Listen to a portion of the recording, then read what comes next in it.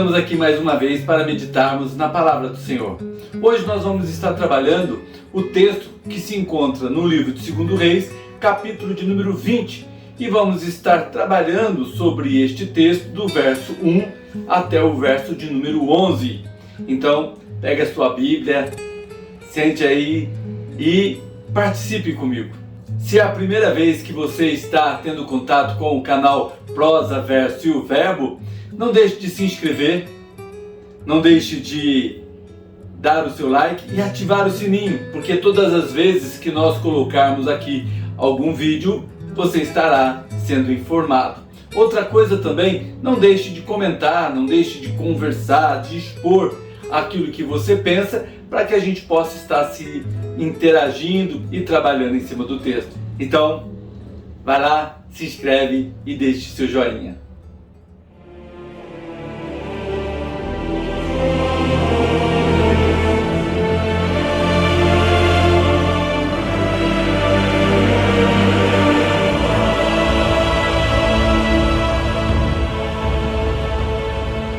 A ordem que Deus deu a Ezequias foi uma ordem específica. Ele disse para Ezequias: ordene a tua casa, certamente morrerás e não viverás. Irmãos, nós temos tendência a fugirmos dos confrontos dentro de casa. Não queremos nos aborrecer e muitas vezes nos tornamos condizentes com as coisas que acontecem em nossas casas para permanecermos em paz, mesmo quando estas coisas não estão de acordo com a palavra de Deus. Por causa das liberdades que hoje temos, das oportunidades, permitimos muitas coisas em nossa casa. E por vezes afundamos as nossas famílias em um mangue. Eu não sei se você conhece um mangue, mas em um charco de lama e de lodo. O coração do homem é perverso, é tão mau quanto ele pode ser. A falta de limites para o homem pode levar cada um de nós à compreensão errada do que é certo, justo, puro ou agradável a Deus. E por causa da maldade dos nossos corações e queremos satisfazer as nossas vontades, criamos pequenos tronos em nossos corações. Tronos para sermos soberanos, senhores da nossa vida, criando um reino próprio, onde queremos ser aquele que reina. E estes tronos, reinos, tornam verdadeiros castelos de iniquidade e aprisionamento, dando uma falsa impressão de poder, de segurança e até mesmo de liberdade. Há um pensamento que sempre me toma: o homem que não anda segundo os ensinamentos do Senhor sempre se encontrará em lugares escorregadios, em caminhos em que os seus pés jamais se firmarão. Como lemos, Asaf mesmo disse, quando olhava para os ímpios, que os seus pés quase se resvalaram. Mas foi entrando na casa do Senhor que ele viu a diferença entre o que serve e o que não serve a Deus. Irmãos, nós não detemos a vida em nós mesmos. Não somos senhores do tempo, não determinamos as estações, as paragens da nossa peregrinação. Nós não temos domínio sobre isso. Soberano sobre todas estas coisas é o Senhor. Há necessidade de uma observação melhor, de meditação sobre a palavra de Deus, para a aplicação da mesma em nossas vidas, para que possamos saber da vontade de Deus para com cada um de nós. Pois a vontade do Senhor é boa, perfeita e agradável. Pois não podemos conformar com este mundo, mas precisamos ter a nossa mente renovada em Cristo Jesus.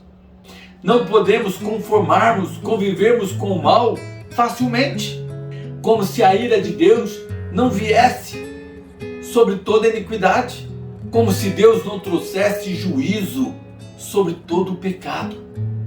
No livro de Romanos, capítulo 1, verso 18, vai dizer que a ira de Deus se revela dos altos céus contra toda a impiedade e injustiça dos homens que detém a verdade em injustiça. Deus não terá por inocente quem comete pecados. Ordena a tua casa. É observar os reparos que precisam ser feitos. Deus, em sua infinda graça e misericórdia, chamou a atenção do rei Ezequias para que ele olhasse para dentro de casa, para colocar a sua casa em ordem, reparar o que precisava ser reparado, promover consertos que precisavam ser feitos para que o futuro não fosse comprometido, reparar as coisas que precisavam ser reparadas, promover consertos que precisavam ser feitos para que o futuro não fosse comprometido, para que o futuro não fosse comprometido em tempos difíceis. Havia ele feito reparos no templo, no palácio, em toda a nação. Agora resta pouco tempo. Certamente morrerás e não viverás. Ezequias, você irá descer ao sepulcro. Você irá dormir com seus pais. Poeticamente falando, certamente morrerás. Agora, volte os seus olhos para a sua casa. Olha para dentro da sua casa. Ordene a sua casa. Ordene o seu lar. Cuide do seu lar, Ezequias. Seus dias estão findando. E isso precisa ser feito. Os consertos devem ser feitos.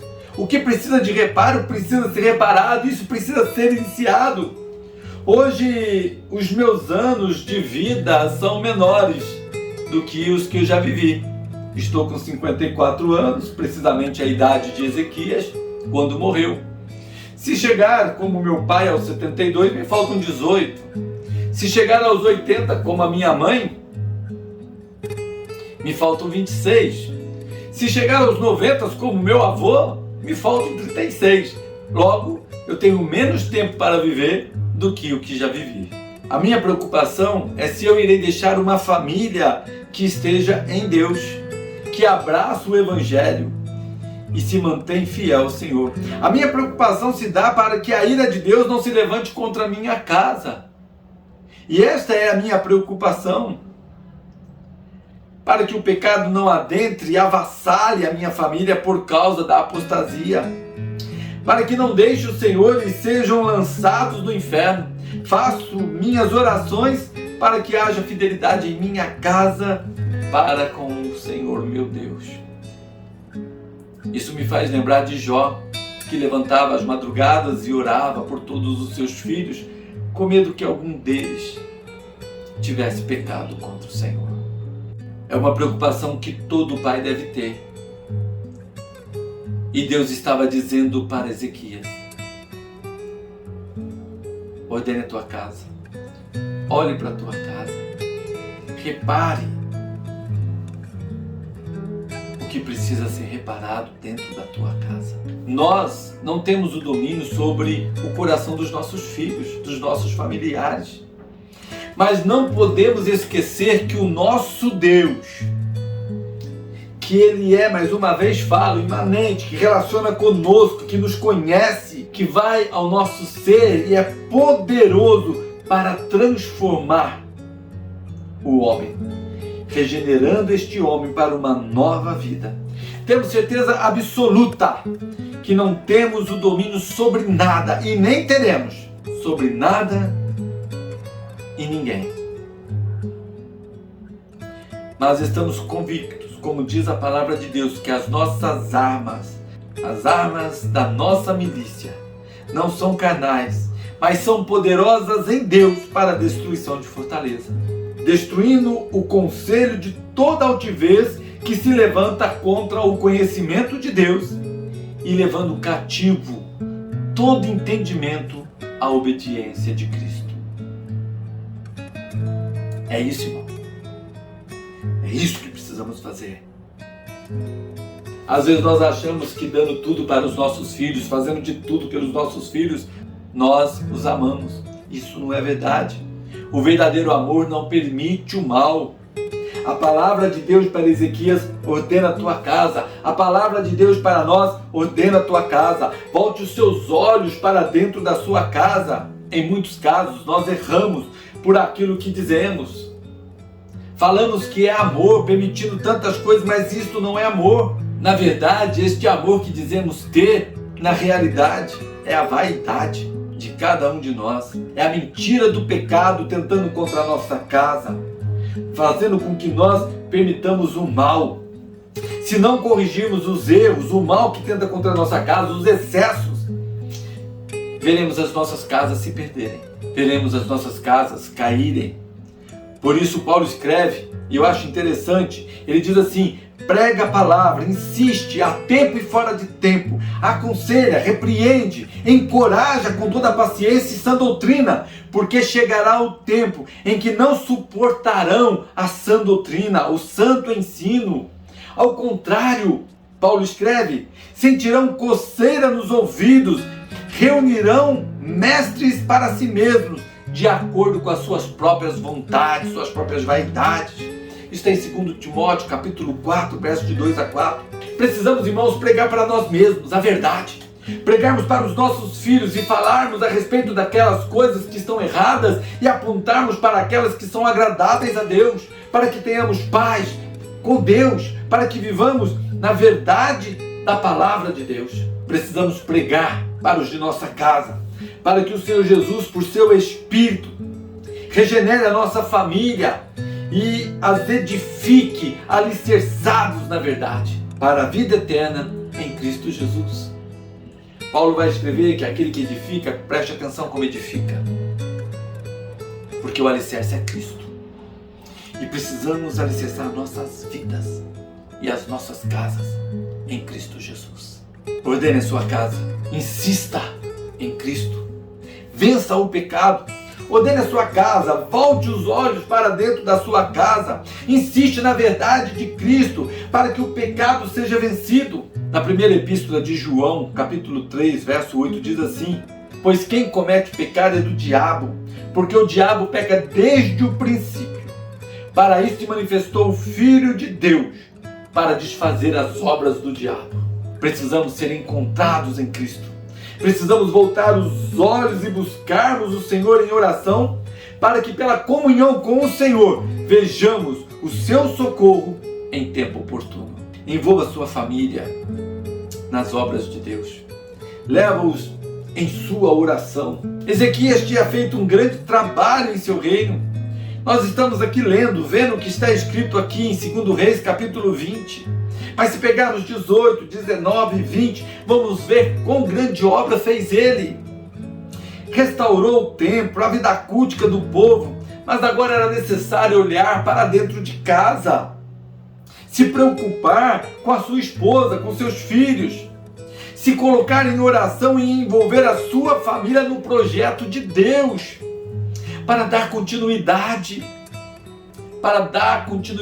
na sua casa, para que a sua casa esteja de contínuo na presença do Senhor. Há um texto bíblico que nos diz o seguinte: o que adianta ganhar o mundo inteiro e perder a sua salvação? O que adianta desenvolver o mundo inteiro, trabalhar pelo reino, fazer com que todas as coisas caminhem bem e negligenciarmos a nossa casa, perder os nossos filhos para este mundo caído e corrompido por causa do pecado? Precisamos mudar nossa história e, sem dúvida, para mudarmos nossa história é necessário o conhecimento de Deus, a comunhão com o Senhor, através de uma vida de relacionamento com Deus, através da leitura bíblica e da oração. O relacionamento com Deus muda a nossa história, e dos que estão juntos de nós, muda a nossa história, e de todos aqueles que estão à nossa volta. Muda a nossa história e a vida dos nossos filhos. Por isso, a responsabilidade de ensinarmos os filhos sobre as grandezas de Deus, a vida eterna, unicamente e exclusivamente por Cristo Jesus. Irmãos, uma família saudável é uma igreja saudável.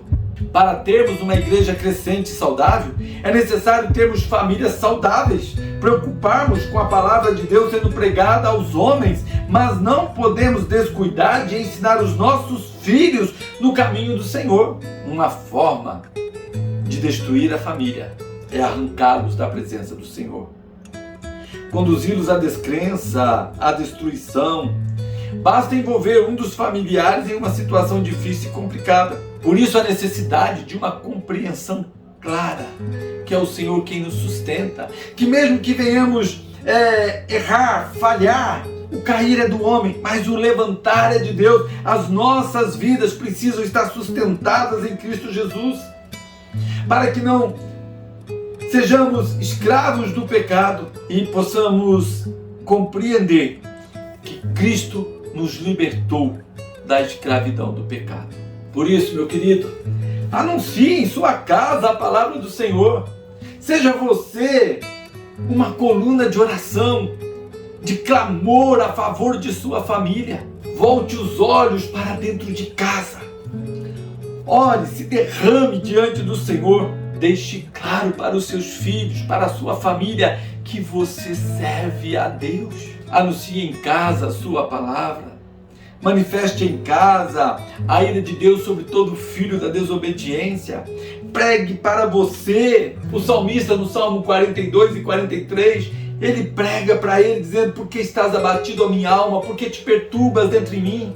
Espera em Deus. Ele está pregando para si e nós precisamos pregar para nós. Volte os seus olhos para dentro de casa e cuide para que haja entendimento e ore para que o Espírito Santo de Deus produza fé e regenere a tua casa para uma nova vida, para uma verdadeira conversão em Cristo Jesus. Revele Cristo dentro do seu lar. Volte os seus olhos para dentro de casa.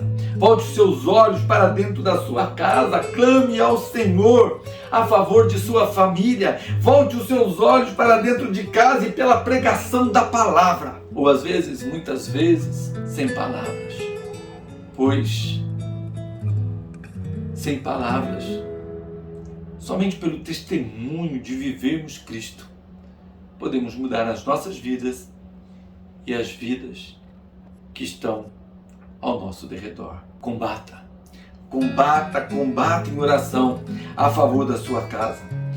Não sei quais são os problemas que você enfrenta, não sei quais são as duras histórias que acontecem dentro do seu lar, que tentem te fazer cair, eu não sei, mas o Senhor é quem sustenta todas as coisas, todas elas, pelo seu braço forte, por sua soberania. Ele não te deixará e não te abandonará.